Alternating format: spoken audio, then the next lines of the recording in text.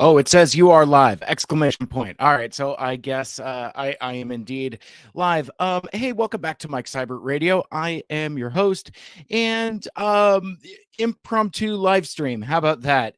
It's Free Comic Book Day. It is Saturday, May the 6th. Though it probably won't be by the time you listen to this, but I uh I found myself in a weird mood, in a weird place, in a weird set of circumstances. um Basically, I went out on my every 6 week sojourn to my old stomping grounds of Federal Way to get my haircut at the Sport Clips.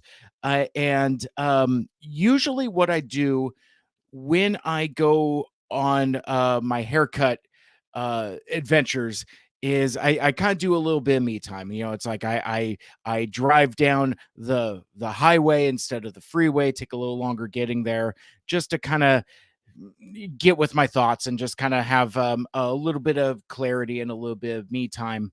Uh, which is a long way of saying that, you know, these Saturday mornings are just kind of fun adventures for me to kind of, you know, get out of the house, stretch my legs, and just kind of put my mind somewhere else while I'm on the large objective mission of getting my haircut. But today is a little different because it also happens to be Free Comic Book Day. And comics has been kind of like a part of I don't know, my vibe or culture or personality or whatever for quite a while. In fact, if you look behind me, you could still see that I've got several long boxes worth of comics that I have not looked at in years since we moved here to SeaTac. But um, I wasn't necessarily intending to hit up Free Comic Book Day. I'm telling the story all out of order, so I'm basically here hanging out with you. You know, we'll do some casual chat and some casual hang, and I'll just tell you some stories and talk about stuff that's going on with me, and I'll just you know, maybe show you a few things as well. But I wasn't intending to go Free Comic Book Day shopping, hunting, whatever.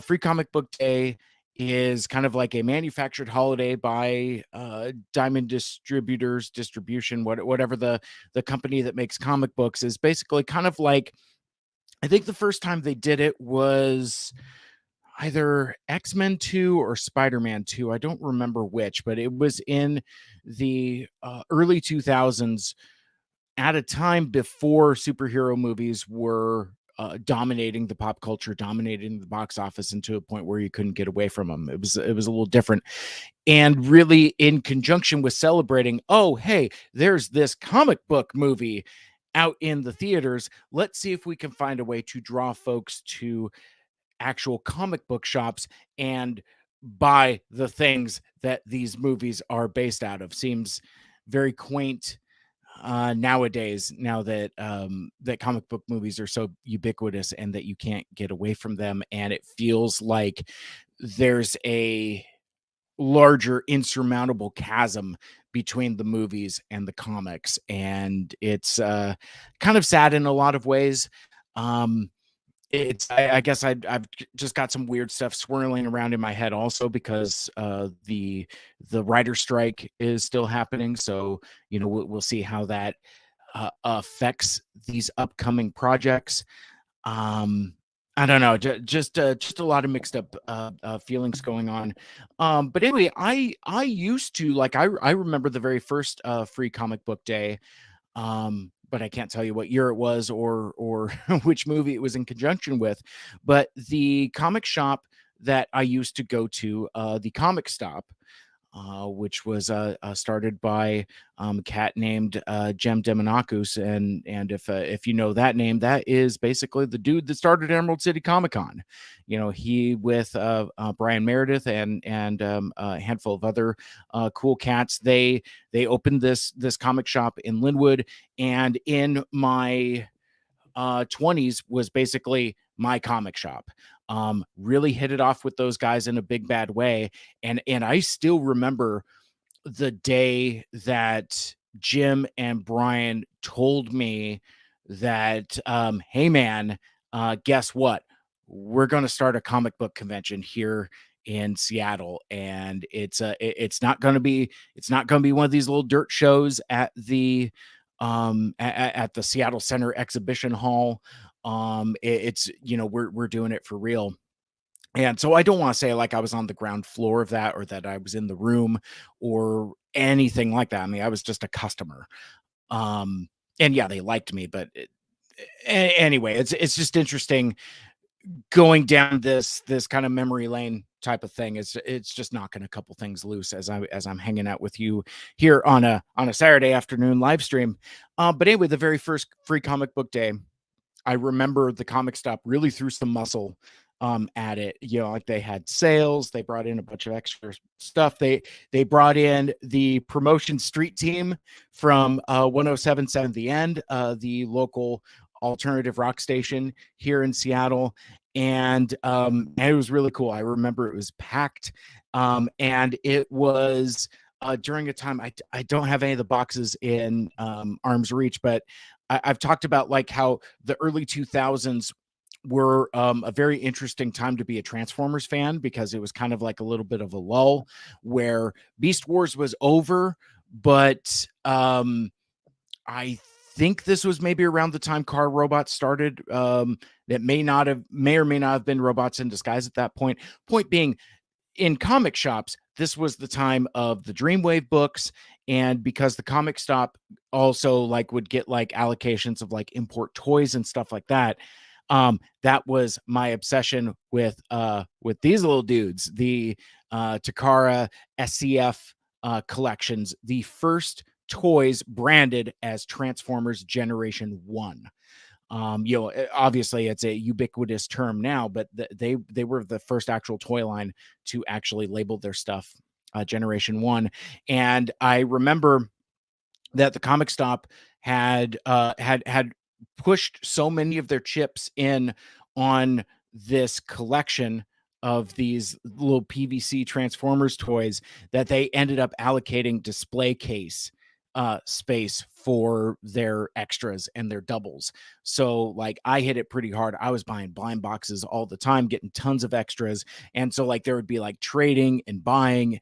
And it was just a really cool bit of the culture. And I just remember like kind of the beginning of like, well, if the comic book distribution company is going to have something called Free Comic Book Day, it's probably a good idea to buy something from the shop also, just to support local businesses and to support folks with your patronage. So I just remember I went with my buddy Andrew from work, and we I don't remember what he bought, but I just bought like a handful of these Transformers blind boxes. I think I bought more of those than I did comic books, but that was way back in the day. And Free Comic Book Day was something that I kind of participated in on and off, sometimes with it being a Saturday, because it's always the first Saturday in May. Sometimes it would matter to me, other times it wouldn't. Though I do also vividly remember one particular Free Comic Book Day that I won't forget is like, so for my old inventory job, I used to go to Alaska quite often. And one time during May, I don't remember what we were doing. I think we were doing Joanne Fabrics or something like that. And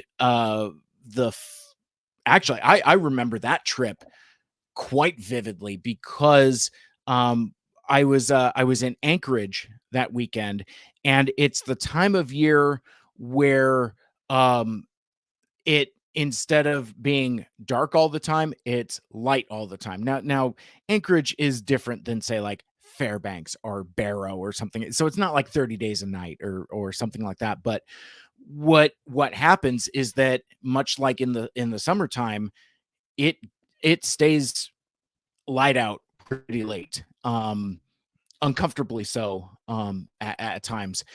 But I remember we were there for that first week of May, which the Friday before was Cinco de Mayo, or I don't remember if it was Friday or not, but either way, the 5th was during that time I was there in Alaska, and there was a Mexican restaurant that I had been to a previous year, and I go there, and they've got no, I had not been there before. I'm telling that story wrong.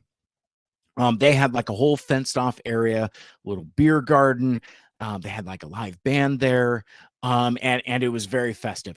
Didn't even occur to me that it was Cinco de Mayo. So yes, they do celebrate Cinco de Mayo, or at least they did 20 years ago, in Anchorage, Alaska. And me being a dummy, not putting two and two together, I remember I went back a couple years later, same work trip, and I was hyping it up to my friends. Oh man, they got like this fenced off area, and you know they got like Coronas by the buckets and all that other stuff. So I take like a gang of us over there, and it's just like a regular Thursday or Friday or whatever it was, and the light bulb didn't go off until we were there, and was disappointed that it's like, oh, it was Cinco de Mayo, wasn't it? You know, the signs and all the decorations didn't clue me in. Besides that, though, that Saturday was Free Comic Book Day, and I remember finding like two different comic shops in Anchorage, and getting the requisite free comics.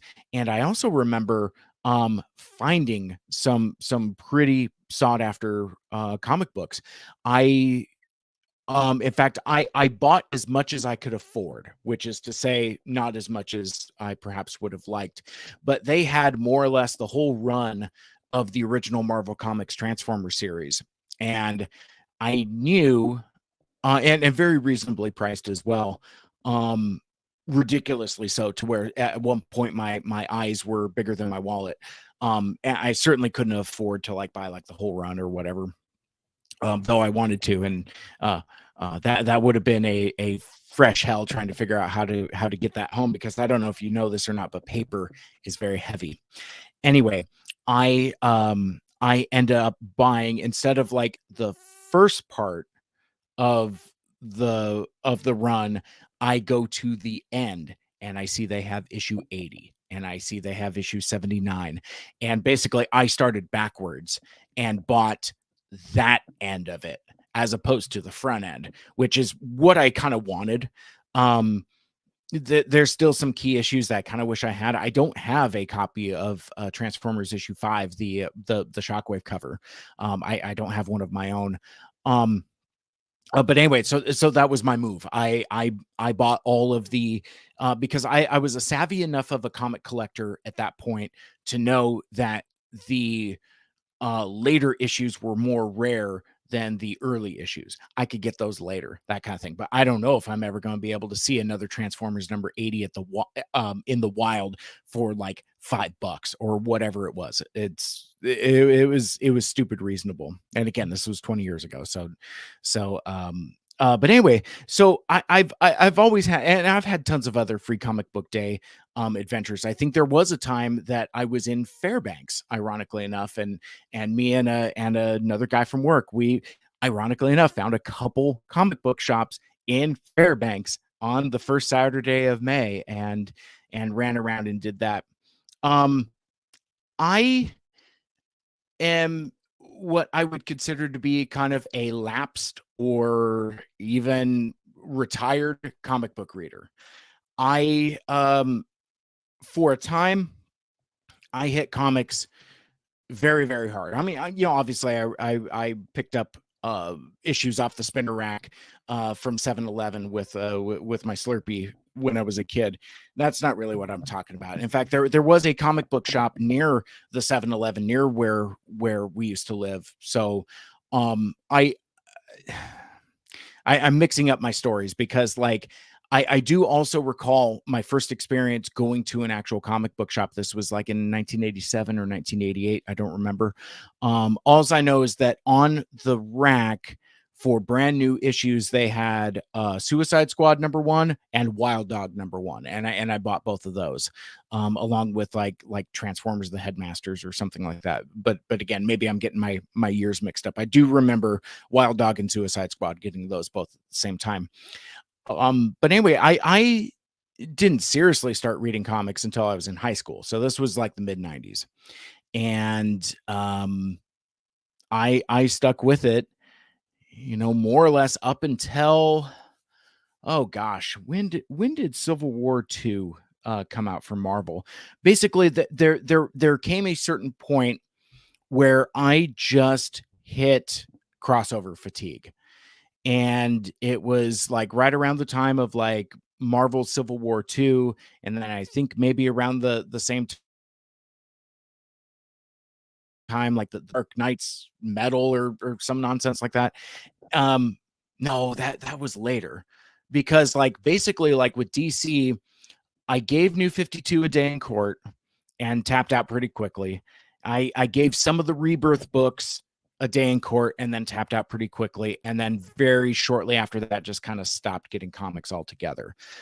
I've been off regular comics for I don't even know how many years. Well, I've been living here in this current house for 3 years, and it was before that. So I don't know, round numbers, let's call it 5 years.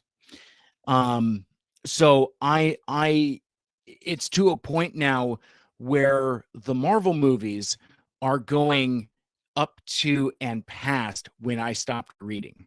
Like I remember one of my flexes was like when Captain America: The First Avenger came out, and you've got Sebastian Stan as Bucky.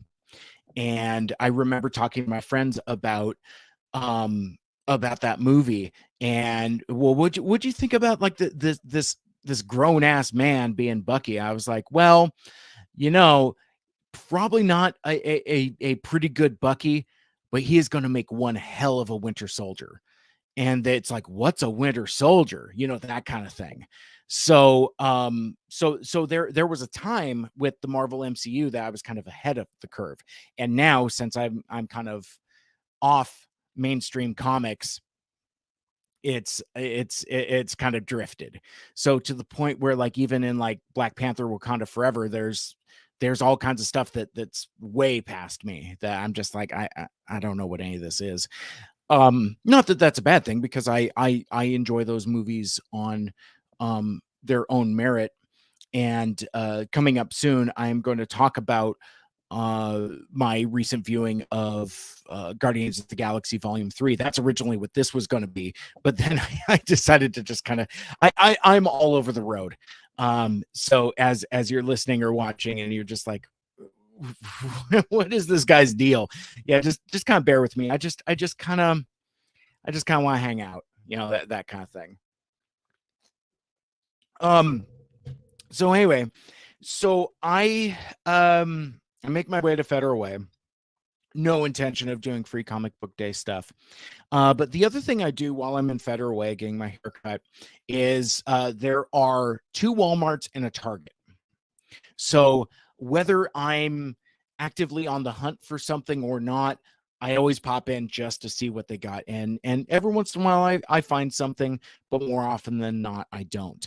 But the thing that I do love going to on Saturdays in particular is I'm off mic, don't mind me. I get myself some of that sweet corn.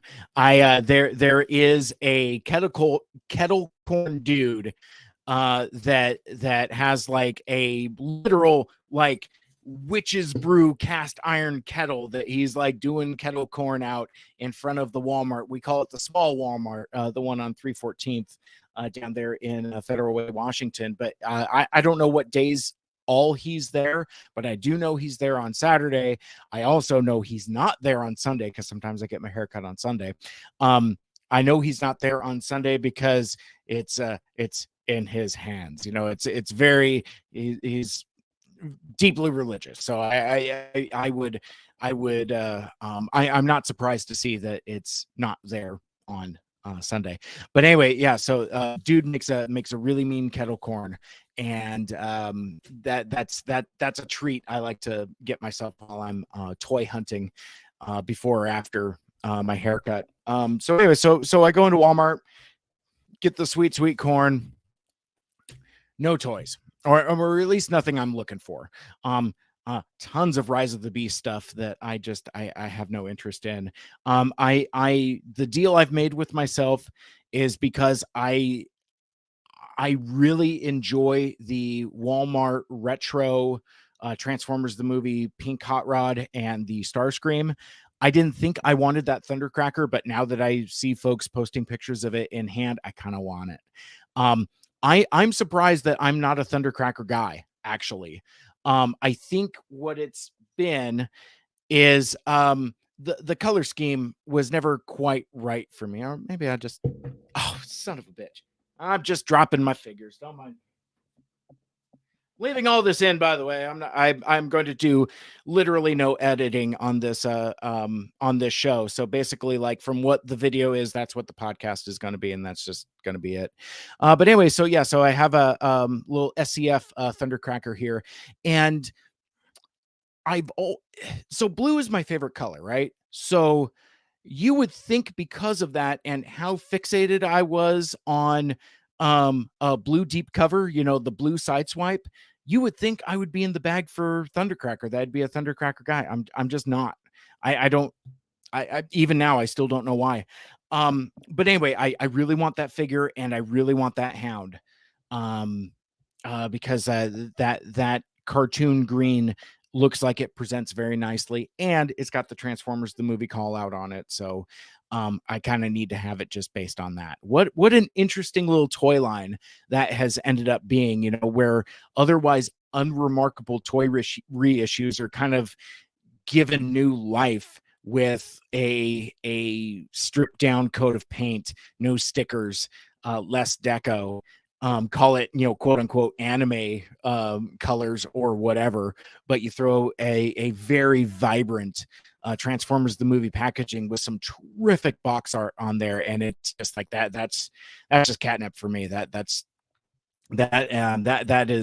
1,000,000% what I am here for. So but anyway, so I'm casually on the lookout for those. I am not going to order them because I am really trying to find a way to order less.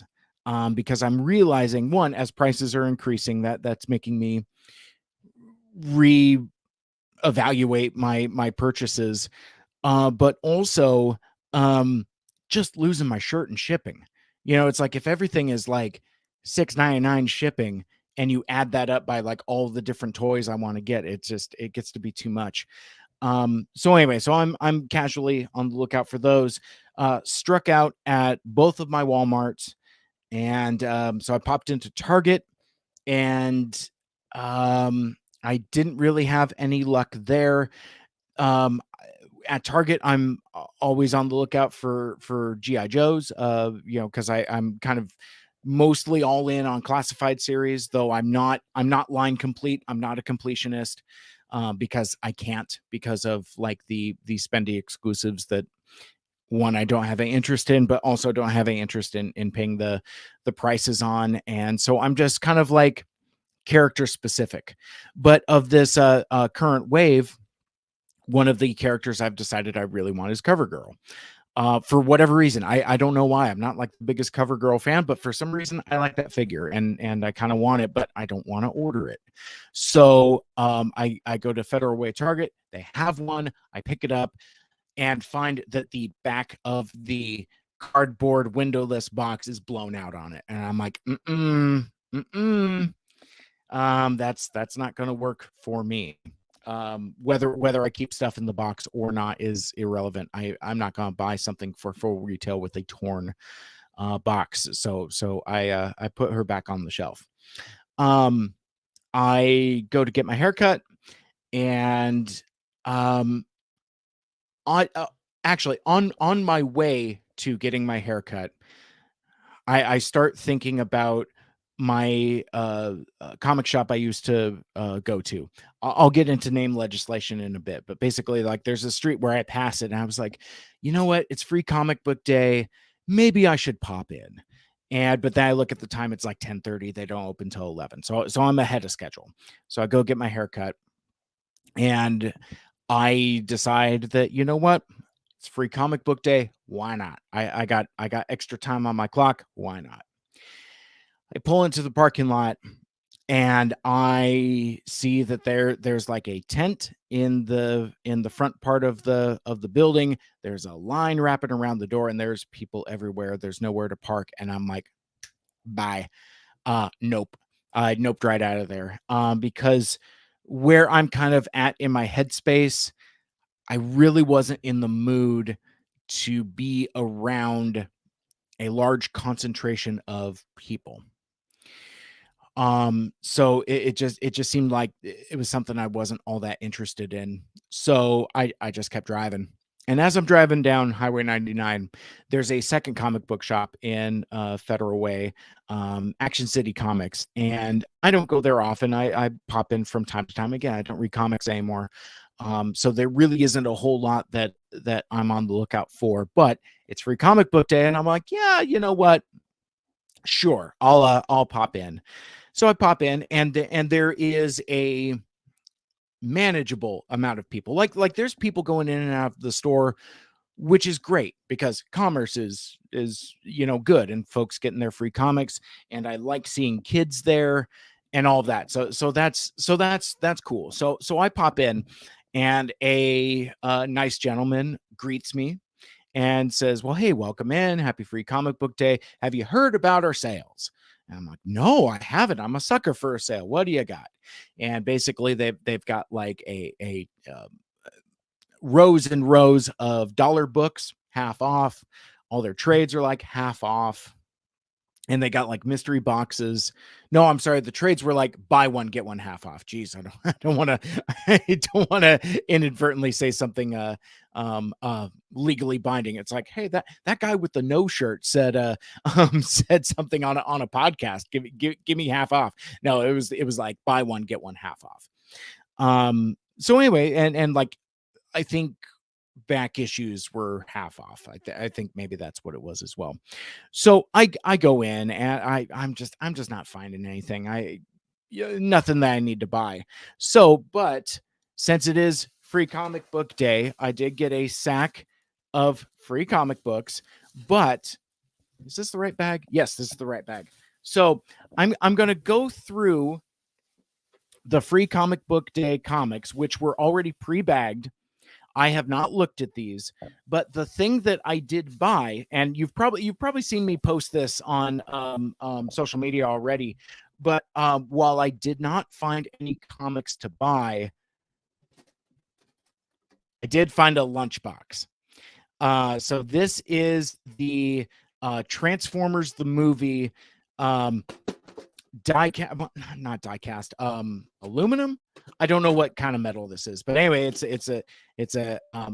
a Transformers the movie lunchbox in the style of like the old metal thermos lunchbox that a lot of folks my age had as kids. So I saw this like in a previews solicitation or something. Wanted to get it, didn't order it, and found it in the wild. They had one at Action City. In fact, there's still one there. There's two. There's two of them. So anyway, so I bought this and I'm very pleased with it. It's got, so it's the traditional Transformers the movie poster. It's it's very metal, but the outlines of the main characters, Ultra Magnus, Cup, Blur, Springer, RC, not Wheelie, but yeah, Springer, RC, Magnus, Cup, and Blur, as well as the logo, are all stamp embossed, so there's like a little bit of a pop out there. This thing looks awesome. But the thing that, and this is only going to work on video as I show you here, but the thing that really sealed the deal, and I knew this was part of it, but like it's got the thermos in it as well, but This I want to share with you. I haven't unwrapped this before right now. So in the thermos, there's it's got the cup on top that you unscrew, and oh, actually, wait a sec, this is lame. So yeah, so basically, like, it's got the little loop for soup cup, but I um there's nothing here. It's just a lid. I was thinking there was going to be like a little spout on it to where you can drink coffee or soup or something like that. But anyway, so it's a screw off top, decent seal on it. Oh, and it's really kind of shallow too. It's probably the same size as it was the ones that when we was kids, but whatever. But the thing that got my attention is, so you've got the Transformers the movie call out on it on a sky blue background, and on the front of it, it is Optimus Prime doing what I call the pose, where basically, like, he's on his final run against the Decepticons. He gets blows up into the air, dramatically transforms from truck mode into robot mode, and he throws his shoulder back, pushes his arm out, kicks his leg up, and it's very dynamic and very iconic, and it's uh I don't know if is it my favorite frame of the movie? Possibly. I don't even know, because I'm still a sucker for It's Over Prime, but with Megatron with his face all jacked up. But the inclusion, the 1-2 punch of having this be the image on the thermos and the lunchbox itself, that was like an instant buy once I saw it. But so for the first time, we're actually going to go through this bag of what the heck is actually in here, because I have not looked in this bag since, basically, like, dude rung me up, put the lunch bag in the bag, and then tied it off. And I was like, oh, okay. So I get to my car, undo it, pull the lunch bag out, and do a dumb selfie with it. But anyway, let's see what's in here. Let's see. So first of all, we have I'll read it first. Waltzing Carpet Juliet, comic book preview, May 2023. This is black and white and has I wonder if this is like a local thing. I'm not exactly sure what this is, but basically, yeah, so there's a little insert here with some art and some text and some photos. So this looks like it's I mean, again, hyper local. Maybe it's the local Federal Way crowd, or folks that are friends of the Action City Comics community. Maybe I should ask my buddy Nick and his buddy, the Hop Heroes podcast, more about this, because I know that's kind of their home base. But anyway, so there's that. Looks like it's a local pack-in type of thing. There's also a button in here, which is a free comic book day button, which I'll try to push up against the my camera to see if I can get a autofocus on it, and it doesn't look like that I am. Oh, it almost worked. Come on. Anyway, you get the point. It's a boy and a girl both reading comic books, with the books on them saying free comic book day, which is pretty rad. I will add that to my button board. We also have, this is pretty neat, actually. So it's a fat sack of, so it's a comic book bag with, it looks like a half a dozen books in here. So here's the other thing too. So, like, with Free Comic Book Day, so basically the distributor Diamond partners with publishers, both independent and large. So you get some Marvel stuff, you get some DC stuff, Dark Horse, Image, whatever, but also you get some like hardcore indie stuff as well, and it all has like the Free Comic Book Day branding on it. So it's a neat little thing that the industry kind of does to share the love of comic books, I suppose. Some of it is kind of meant to be kind of like a lost leader type thing, where it's like, oh, hey, Free Comic Book Day, but also while you're here, buy some stuff, which again, I like to do anyway. But there's I think even when Free Comic Book Day first started, there was always um, more comics than would be appropriate for like one person to grab. So you can't necessarily say like one of each because there's like a dozen or more or whatever. So most and it's to individual shops discretion, you know, as they can do, you know, limit 3, limit 5, whatever. But anyway, so it's been interesting to kind of see how that gets parsed out. But in this case, sometimes they let you choose, sometimes they're bagged. And again, this is totally up to the individual proprietor, you know, kind of totally their discretion. What Action City chose to do was make pre-baggied items. So we're gonna find out what is in here. So first, starting with it's a image book called The Sacrifice and Rick Remender and a couple other creators that I'm not entirely familiar with. So there's that first one there, and because I can't flip through all of these. I mean, I could, but it's also tricky for me to do the angle of like flipping through stuff. And book looks cool. It looks like a vague fantasy type thing. Next thing, oh smokes! See, I'm doing this wrong because like I'm looking down and pulling them out of the bag when I should just be doing it on camera here. Next one is a Conan the Barbarian, followed by Dawn of DC, Night Terrors. I think I'm still doing this wrong because now, okay, so I'll do the reveals and then I'll flip back around. We have a Uncanny Avengers, and finally, Spider-Man Venom. So in this particular bag, a lot of mainstream stuff. So, you know, Sacrificers is an image book. So yeah, so you got a Spider-Man Venom. See, and here's the other thing too. I've been out of comics for so long that like a lot of these creators, I don't know who they are. But anyway, so yeah, so there's a Spidey book.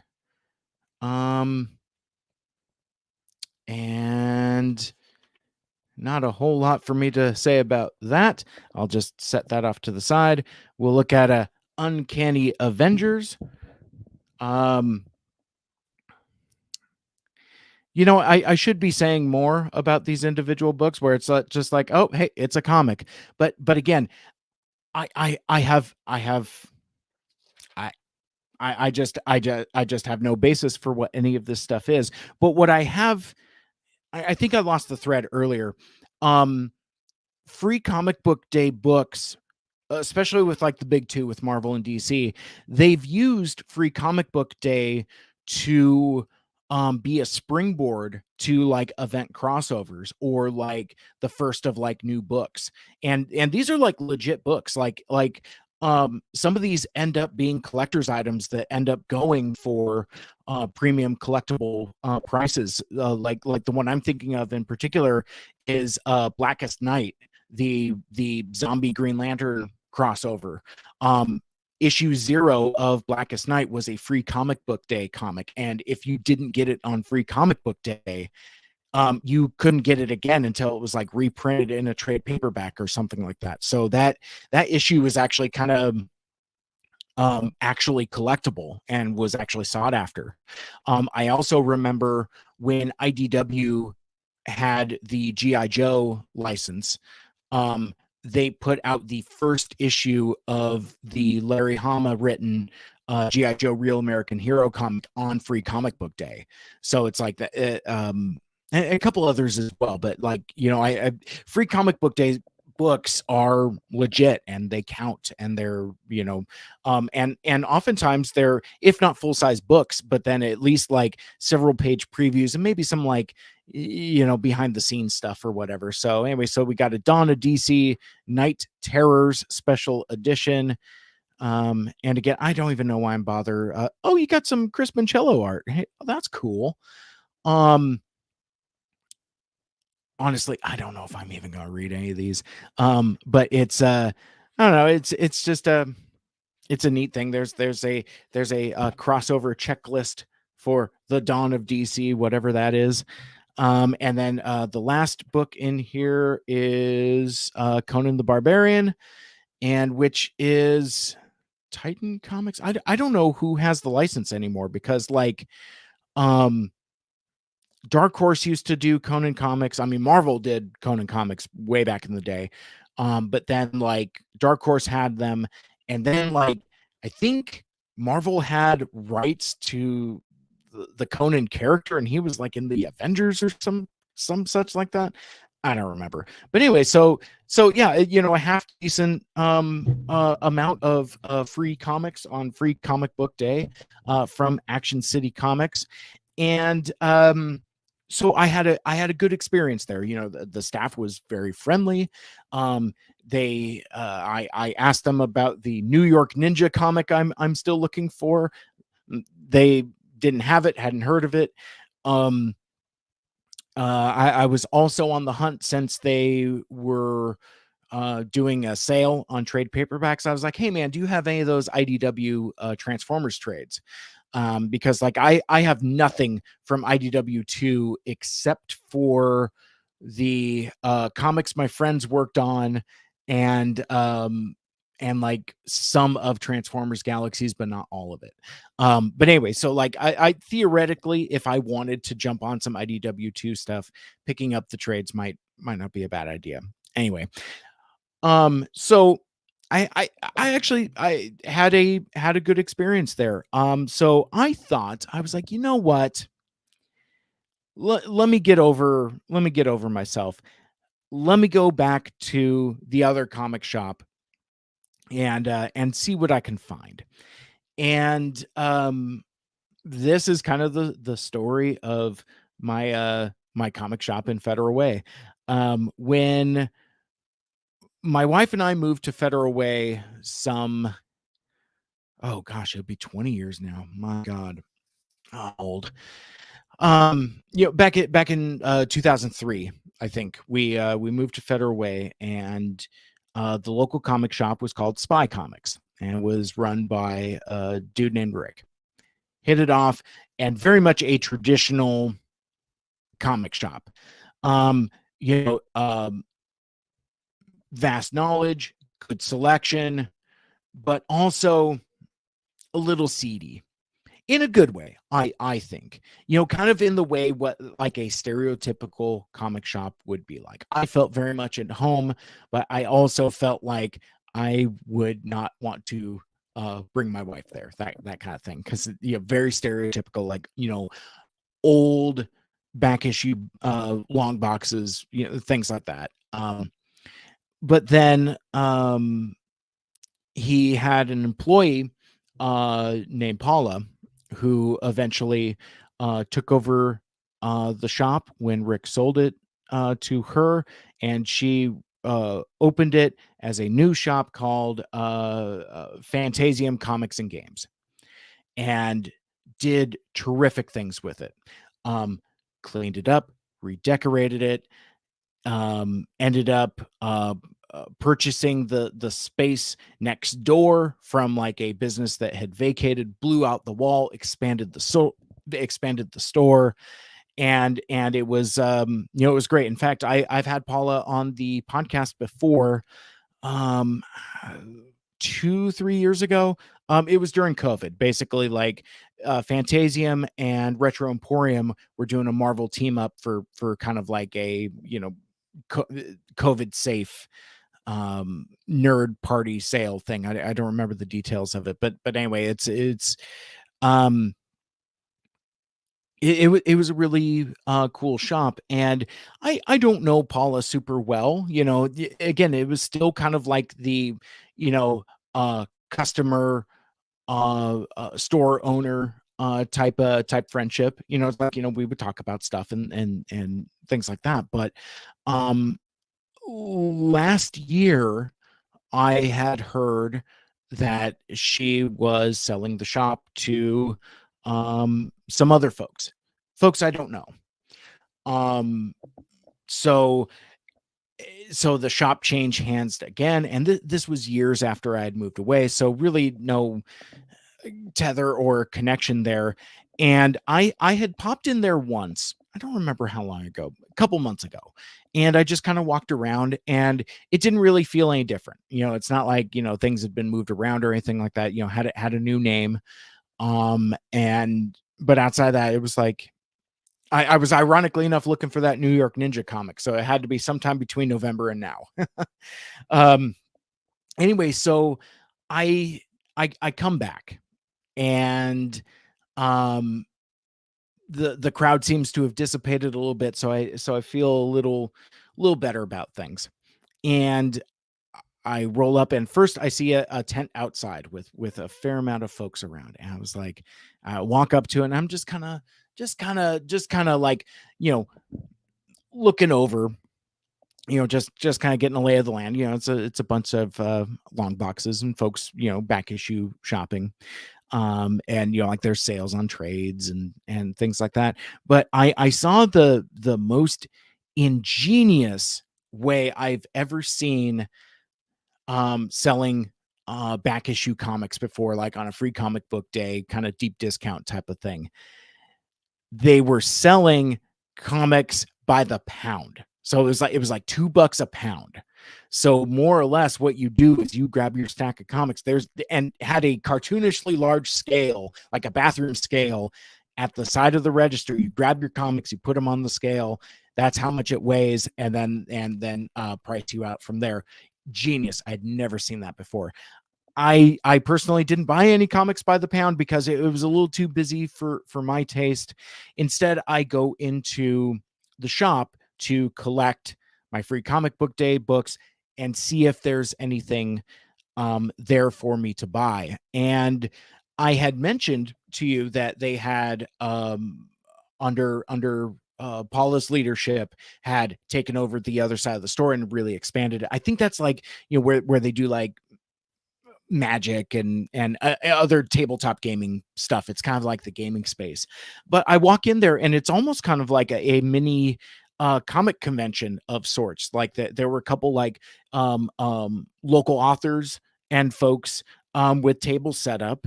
So that was a really cool vibe. There were tables set up with the free comic book day comics on them, unbagged, unsupervised, limit 5, take what you want.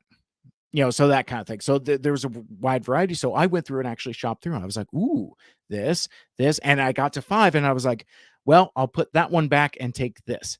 Again, ironically enough, not knowing what was in here from remember if I got doubles or not. We'll find out in a sec when I bring out the stuff. But basically, oh God, that's heavy. So anyway, so the shop is now called Midgard Comics, Games, and More. I couldn't remember the name off the top of my head, so I had to bring out the bag. And as you can see on the video, it's a pretty hefty sack. So I ended up cleaning up and buying probably what I would call too much. Kind of went a little overboard, but that's okay. So the first thing that I bought, and I'm not sure what order this is. We'll just kind of go through it that way. But the first thing I bought was some books, some actual books, not comic books. This is the 2 books from a local author named Robin Jeffrey. And she was really sweet. Like I rolled up to her table, very very well decorated. It's got the books, a nice table spread with like all of social medias and business cards and things like that. Very very nice setup, very nice folks. And she asked me, she's like, well, hey, do you like science fiction? Yeah. Do you like mysteries? Yeah, I like those things a lot. And she's like, can I tell you about my books? And I'm like, please do. And she gestures to this first book, EXE, which is a Cadence Turing mystery. And basically she said like this is basically Agatha Christie meets Blade Runner. And I'm like, oh, well, that sounds very good and interesting to me. And then she's like, well, if science fiction is really what you're looking for, um my other book, it's a Rat, R-A-T, a Cadence Turing mystery. I didn't ask her if these are sequels of each other or maybe if it's serialized, but basically this is more oh snap, how did she explain it? Oh man, now I can't remember. But whatever the hook was, it really got my attention. But basically, it has to do with um, androids' rights and what is and isn't sentient life, and those types of stories really appeal to me. So I was like, you know what, I buy both. So I bought both books, and um, I mean, these really cool bookmarks. I think it's just the two books because like the bookmarks have both. Gave me a nice inscription on the inside. These books look really cool. And so let's see. So Rob and Jeffrey, they are on Twitter, Instagram, and TikTok of all things. At the Sidekick on Twitter, at the Sidekick underscore IG on Instagram, and at the Sidekick underscore author out on the TikToks for those that participate. So I am gonna give her a like and a share and a follow, and yeah, let me make sure I got all that.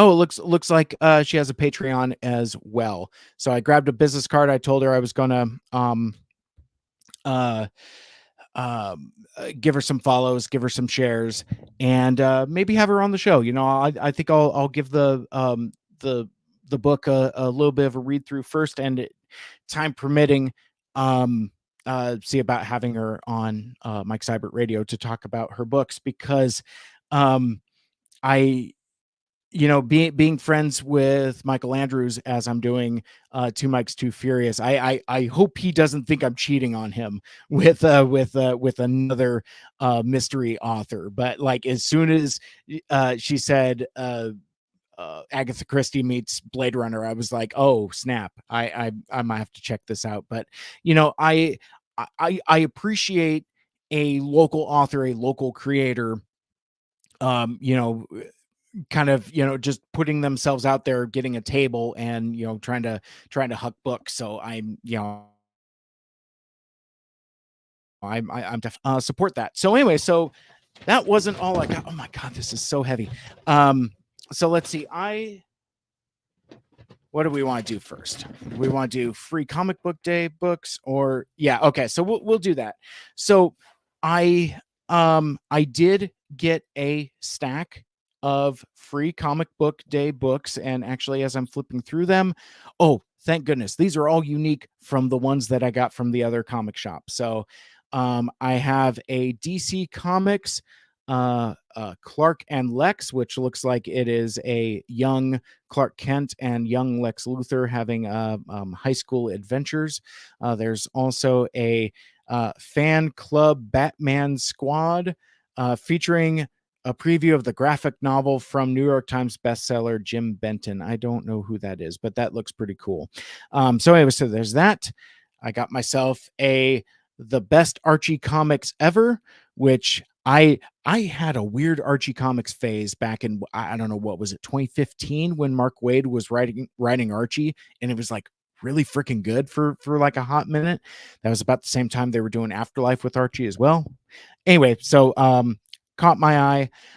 You also have Marvel Voices, which looks like it's celebrating diversity and inclusion in Marvel Comics, which I will definitely check that out.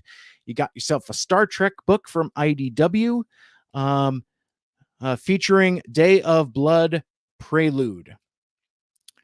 So I'll let you know what that is. And then another DC book, Girl Taking Over, a Lois Lane story.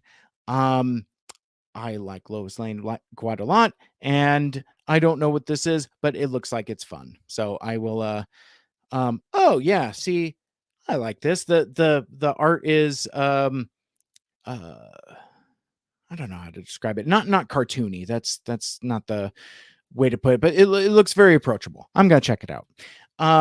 So anyway, so those are the free comic book day comics that I got from Midgard, but also, as I said, I wanted to buy some stuff. So they didn't have any lunch boxes, but what they did have was these are oh no, these are not out of order. Never mind.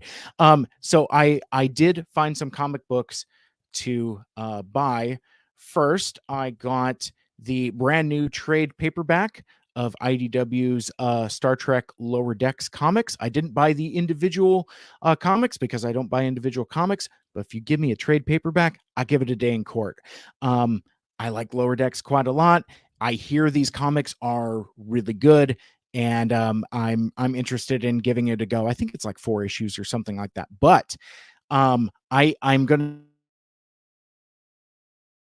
take a flip through as a cover gallery in there, because there was if you saw if you follow me on social media, obviously, you know, I've got a thing for Captain Pike from Strange New Worlds, and there was a variant cover for one of the issues that was Captain Pike done in Lower Deck style, and I'm really hoping that a print or a image of that cover is in this trade, because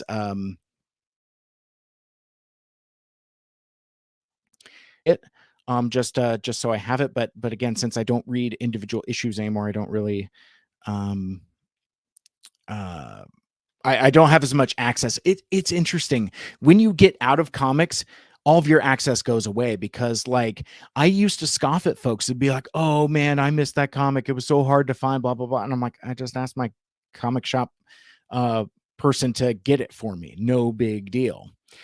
Let's see. So almost to the end here. Oh, it come on. As I'm flipping pages, not trying to.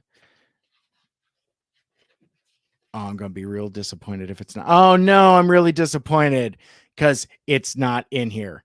Um, oh well, now I just have to actually buy that comic now. Um, but anyway, I'm really looking forward to checking this out, whether it has that variant cover in it or not. No big deal. So anyway, so there's that, and then I I am probably going to do an entire episode on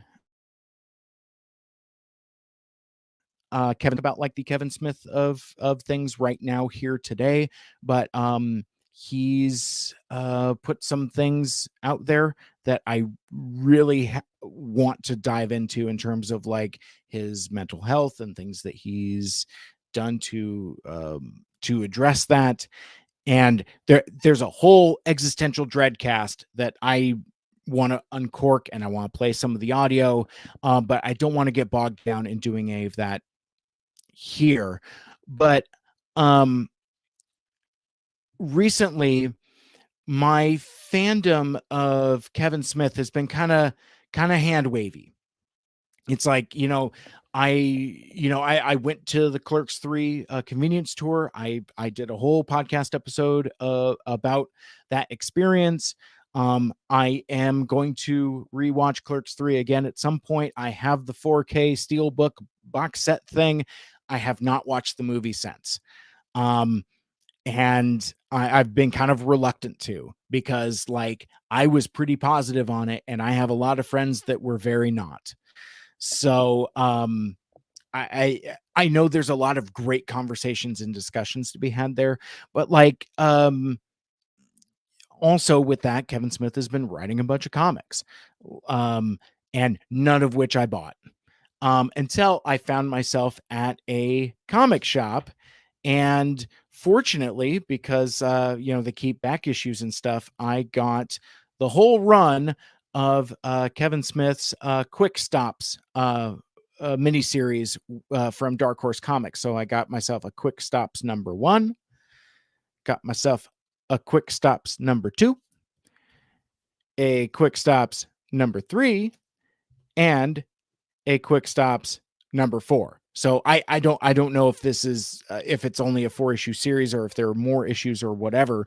But I was like, they're there, and I think Midgard was doing 25% off comics, so I was like, you know what, screw it, I will buy them. So now I have a large stack of comics to read.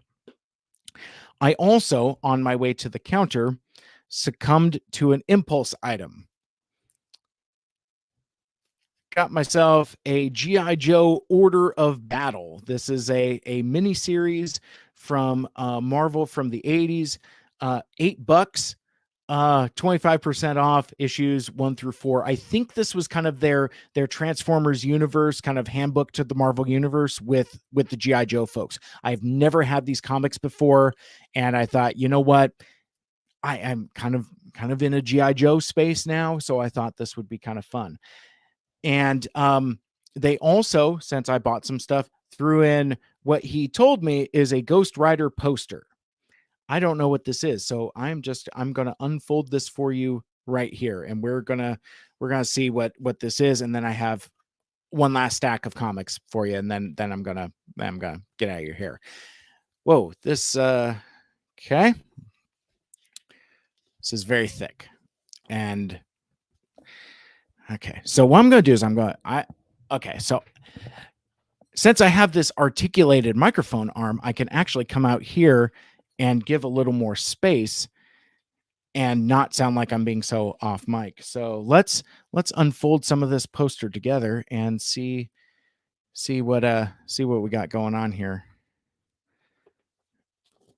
Ironically enough, I'm watching it on the camera and not on what's unfolding here in front of me. This still looks very abstract. I don't know what it is. It looks like a Ghost Rider. Oh, I think I got it upside down. Oh, here we go. Oh, hell yeah. Actually, this is pretty rad. It says literally Danny Ketch Ghost Rider, and it is the Danny Ketch Ghost Rider from the 90s. So this is a huge poster. It looks like it's, I don't know, 24 by 36 maybe, now that I've got it all unfolded. I'm going to turn it my way for just a sec, just so that I can look at it. Oh, is that a Tessera painting? No, can't be. Oh, but it sure looks like it. It looks like it's in very much the style from the 90s. But anyway, this poster looks really cool. I don't think it's going to warrant a spot on my wall because I'm not super into Ghost Rider, but this looks pretty rad. So yeah, and actually, you know, now that I'm pulled way back from the camera but still on mic, you can actually get a better look at my my From Chicago t-shirt. I really kind of messed with accidentally some of my friends and family on Facebook. As you know, I am a fan of Captain Liam Shaw, R.I.P., from this season of Star Trek Picard, portrayed by Todd Stashwick. And his signature move is that he tells people no. That's basically like his signature phrase, no. But anyway, so dude puts out a t-shirt, and he partnered with a artist. I don't know the artist's name off the top of my head, and I'm too far away from my laptop to actually tell you. Look it up and tell you, but maybe I'll put it in the show notes. But anyway, so he put out a t-shirt of kind of like it's Captain Shaw in kind of like a old newsprint color type of thing. He's enjoying a glass of his favorite red wine, Malbec. He's a Malbec guy, not so much a Bordeaux dude. Not really interested in Chateau Picard. But anyway, he's got a Delta Shield behind him and a rather large thought bubble in small type just says no. So I love this shirt. I bought it the first day that Todd Stashwick put it up for sale on his website, Todd Stashwick's Nerd Circus. And fakes, when you get one from his website, there's a logo on the back. I'm going to turn around. You're actually, my microphone comes off the bar here, so I can turn around. We're going to see if this works. Oh, no, too many cables. Rotating in my chair. Let me see. Can you see that? I can't see, but maybe you can. But there's a little logo on the back between the shoulders there of Todd Stashwick's Nerd Circus, and I have discovered that bootleg T-shirts are ubiquitous on I think that's the word of the day here, ubiquitous. I've used that a half dozen times. I swear I've got vocabulary, but apparently not today. Anyway, it's like all you have to say is, oh, hey, there should be a T-shirt of this, and you will get a dozen, not even exaggerating, a dozen replies from bot accounts with links to bootleg T-shirt sites with that T-shirt design. So apparently, once it was put out in the world that this was a design that was out there, apparently the bootleggers just started snapping it up. So all the more reason to make sure that you're buying authentic. I'm not going to talk about it here, but James Gunn, the director of Guardians of the Galaxy Volume 3, put out a social media post where he is wearing a T-shirt with characters' names on it. And since I was very moved by that movie, I was like, oh man, that is a T-shirt I need to get. And I just posted it that way. I'm like, oh man, that's a T-shirt I need. And less than a minute later, I mean, it was scary how quick the bootleggers jumped on that. Bam, bam, bam, bam, bam, bam. I even put it out on my Twitter. I'm like, brother in Christ, you need to stop. It's scary how quick the bootleggers snap on something. So anyway, if you're buying geeky T-shirts, just kind of I guess my public service announcement for the day would be know who you're buying them from. Anyway, PSA over. The last thing I bought was a stack of comics. There was a dude, and I feel so bad because I'm I don't know if you know this or not, but like, I could talk to you on a live stream. I could talk to you on a podcast. I could talk to you even like up on a stage or whatever. None of that makes me nervous. But one-on-one, I do get a little nervous sometimes, and sometimes I'm a little socially awkward. But there was a guy there at Midgard Comics who was basically selling back issues also. I don't know what the deal was there. I didn't ask, but obviously him selling comics there was sanctioned by the store, so whatever. But anyway, this dude had long boxes with like all kinds of like I would say eclectic stuff, some new stuff, some older stuff, and a bunch of stuff in between. And he's like, I'm just looking to get through some of my collection, grab a bunch of stuff, and we'll make a deal afterwards. I was like, cool. So I go through these long boxes, and as I'm doing that, he's because I reacted to a couple things that I picked up. And he's telling me that, because like I'm at these types of things where it's like independent people, like, I mean, I don't know if it's a garage sale, farmer's market, or whatever vibe you want to call it, but basically where it's people just doing their thing. I'm very friendly with them. Oh, hey, how's the show going for you? I'll do that at conventions too. It's like, oh, hey, actually, I do this at big conventions. I'll roll up to like, like Livio Ramadelli. I'll be like, oh, hey man, how's it going? Are you having a good show so far? How's it going for you? That kind of thing. I'm just that's just kind of like the weirdo that I am when I interact with folks selling stuff at a table. But anyway, I asked him how things were going. He said pretty good. It's been a pretty decent crowd, but he told me the thing that he likes and was having fun with is seeing people's reactions to coming across stuff that he had in his box. Sometimes there was stuff that surprised him. There was stuff that there's actually one surprise in my stack that he didn't know that he had in there. But anyway, so it was good fun. And he said he enjoyed seeing people's reactions and kind of having that interactivity and talking about the comics. So basically, so like without further ado, I'm just going to go through this. I don't know what order these are in anymore, because basically he resorted them like based on price point or something like that, so that he could do the math better. But like I mean, again, I just found all. I'm gonna move this to the end here.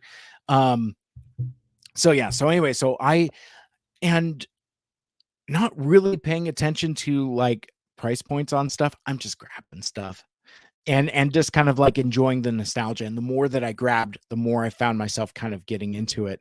You know, just for fun, just just go cheap bin diving and just go through and see what you find, and just like buy a bunch of stuff. It's like it's something I hadn't really done in a long time, and it was a really fun experience. But anyway, so I find all kinds of weird stuff, including a Transformers versus the GI Joe versus the Transformers. I had this when I was a kid. I've never read these comics since. I don't have any of these comics, so this is now my GI Joe versus the. Oh, I'm sorry, GI Joe and the Transformers number one. I also grabbed a Batman 497. That is the one where Bane breaks Batman's back. This is a second print. I have a first print that's autographed by author Denny O'Neil. I do not have a second print, and I'm just doing nostalgia bomb. I was like, oh, I don't have that. Grab that. Found myself a Punisher Warzone number one.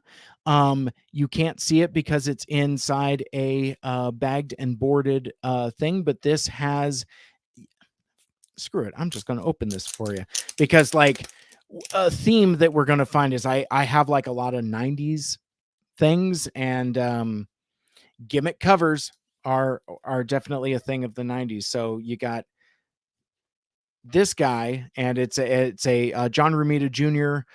Rendition of Frank Castle, the Punisher. It is a wraparound cover in that, like, it's got the front and the back, and it's just got Frank Castle just spewing a bunch of bullets from a Uzi. But then on the other side, you got it is a cardboard die cut cover, in that, you know, you open it up and there's a little die cut there for the Punisher skull. This was a really fun series. I had all these comics, and then I got rid of all of them when I moved. I always missed having this particular comic, and now I have it again. Kind of like how when you listen to Triple Takeover and you hear 6-0 or Maz or Liam talk about toys that they had and then got rid of and then owned it several times. I'm kind of that way with comics. Like, you know, I had Punisher Warzone and then got rid of it, and now I have it again. So back to GI Joe land. Got myself a GI Joe number 26, which is the origin of Snake Eyes, the at last the strangest secret of all. And it has the origin story for Snake Eyes. Now we're getting into some like weird nostalgia. Actually, I'm doing this wrong, I think. So I'm going to put this face down because I see what's coming. So I'm like, speaking of this, I'm like trying to segue. The next comic I got, speaking of 90s though, you got yourself an X-Men Alpha number one. A new world, a new beginning. I told you I was into comics real big when I was in high school in the mid 90s. And this was like, you know, this is like the beginning of the Age of Apocalypse, and it's like this wraparound chromium cover, very shiny, bling bling bling bling. And this was another comic that I don't have anymore. And it was one of those things where I'm going through the bin. I was like, ooh. He's like, what do you got? And I was like, X-Men Alpha. And he's like, yeah. I go, no, I don't need it. I ended up grabbing it. What else do we got?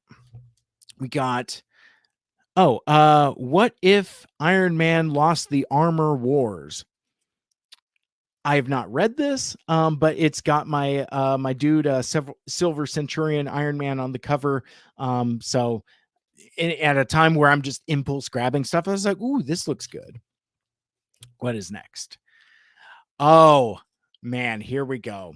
So this is the book that kicked off. I don't buy this whole stack unless I come across this. Cable number 1. Let me tell you a little bit about Cable number 1 here. So, the X-Men character Cable, uh, with his giant guns and light up eye and all of that. You could see on this cover, it's got like, the gold foil and very gimmicky, very 90s. I don't know why, but for a stretch of a couple years, Cable was my guy. Like Cable was my favorite comics character.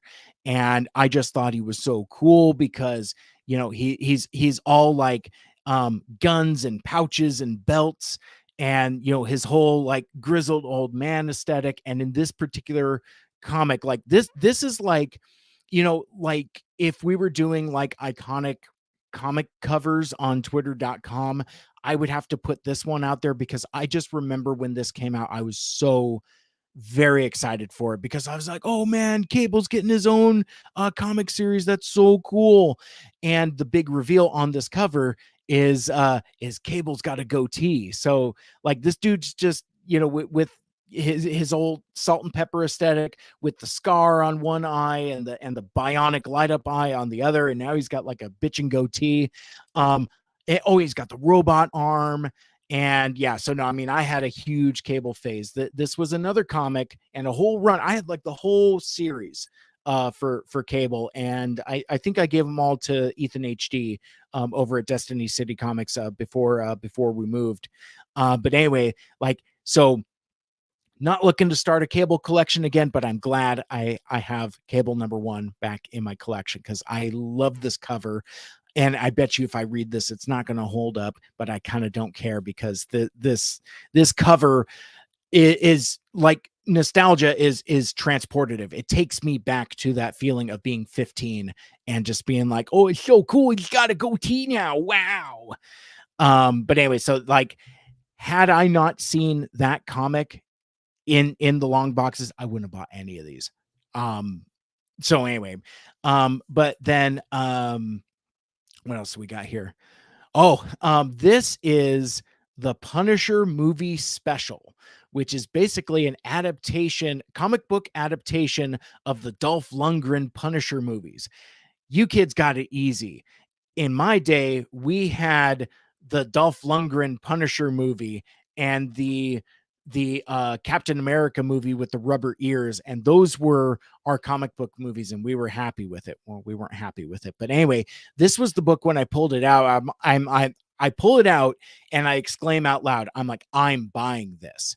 And he's like, what do you got? And he's like, whoa, I didn't even know that was in the box. And I could tell that there was like a little bit of buyer's remorse or seller's remorse on his side, where he's like, oh, I didn't know that was in there, but well, it's in there now. So I guess I'm selling it. So it looked like I don't know if he meant to put this in the box to sell, but it's mine now. And I've never had this book, and I'm really excited because basically the cover is essentially Dolph Lundgren wearing a Punisher t-shirt, which he did not do in the movie. So I'm really interested to see how they contextualize that story as the Punisher. A couple more here. Oh, this one. This is Batgirls number 1. Low key, I am a huge fan of Batgirl. She's one of my favorite comic characters and one of my favorite concepts. This is a series that came out, I don't know when, but it features 2 different Batgirls that aren't Barbara Gordon. So it's Stephanie Brown, formerly Spoiler, formerly Robin, formerly dead, formerly alive, formerly Batgirl, currently Batgirl again, and Cassandra Cain, who became Batgirl during the No Man's Land storyline. Her gimmick is she's kind of like Snake Eyes. She doesn't talk. And, childhood trauma, being raised by master assassins. And anyway, 2 really cool characters that I don't think have interacted enough, both with the mantle of Batgirl. So you get me a Batgirls team up series. If I was into comics, I'd have been all over this. But finding the issue in a bin in a stack where I'm already buying other issues, sure, I'll give it a day in court. And if I like this issue, who knows? I might see if it's collected in trade somewheres. But I remember at the time, because I think I follow some of the creators on Twitter, and like looking at covers, being like, "Oh, that looks really cool. That looks like something I'm really interested in." But shucks, I'm not into comics anymore. So, but anyway, that's why I picked that one up. And what's the last thing I got? Oh, Starfire #1. I am a sucker for comics by Jimmy Palmiotti and Amanda Connor. And her art style is delightfully cheesecakey. And I always heard good things about this series. Never gave it a day in court because I think it came out after I was out of comics. So again, at a time where I'm just grabbing books, I was like, I'll give it a shot. Now, lastly, the thing that the guy told me, he's like, well, if you when you buy comics with me, it doesn't matter how many, regardless of what you buy, if you buy comics from me, I will give you another free comic out of my free comic book day box, which included at a glance old free comic book day stuff. I wonder if he had a Blackest Night in there, but I didn't really go diving for it. It was a box he kind of kept behind his counter to himself. And he's like, okay, well, so you get another comic. And I was like, did I see an NFL Super Pro in there? And he's like, yes. I was like, can I have that? And he's like, yes. So I am now the proud owner of NFL Super Pro #1, guest starring Spider-Man. He went from sacking quarterbacks to tackling crime. Marvel's newest superhero sensation, collector's item, first issue, NFL Super Pro. A comic I never had. It's it's a meme, I guess, but I saw that, and I, at a time where I'm just buying a bunch of, or grabbing a bunch of random comics, I was kind of glad I grabbed this one. This was kind of fun. And that's it. That's that is Free Comic Book Day 2023 for me. I'm getting some text messages. Let me see. Oh, Charlie Harger, this whole thread is great. Oh, done with lunch, heading home.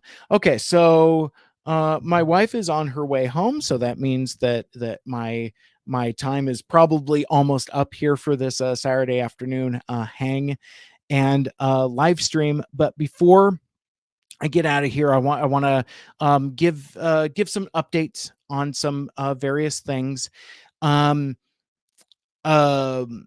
This coming week's worth of Two Mics Too Furious will be delayed. We're going to have some production delays. I don't have full updates because I haven't quite figured out the schedule.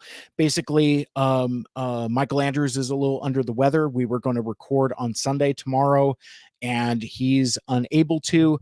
So we're going to reschedule for whenever he's feeling better.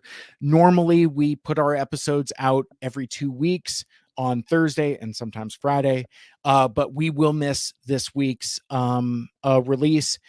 I don't know when it's going to be. So I will keep you informed on both the Mike Seibert Radio socials as well as Two Mics Too Furious, but I don't want to put him in a position where like he's doing a show sick and he doesn't, we want to be at the top of our game because this is a special project that we both feel very good about. So we don't want to necessarily do it with compromise. I would rather wait than rush it. So I'll keep you informed on that.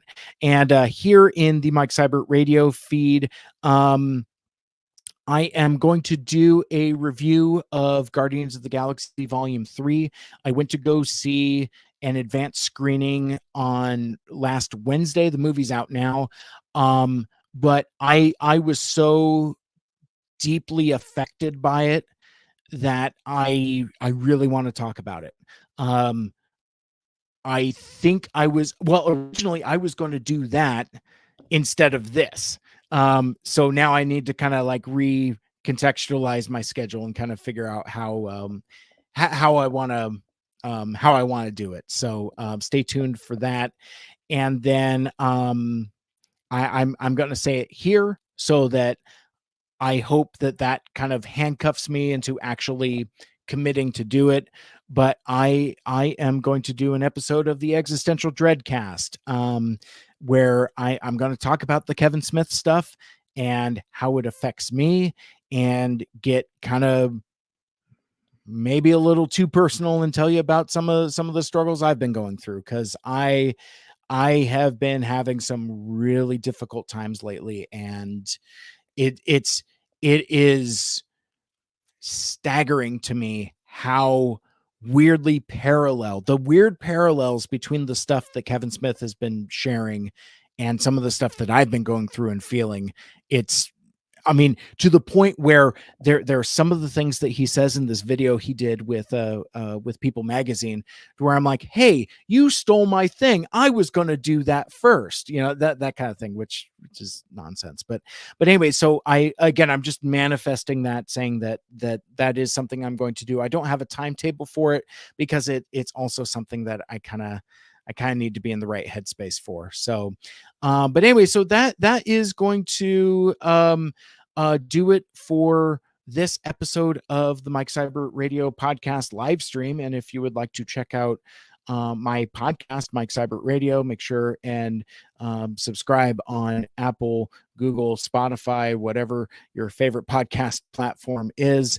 And I can tell that I don't have my notes in front of me, so I'm just kind of rambling. But anyway, find me on all the social medias at Mike Seibert Radio.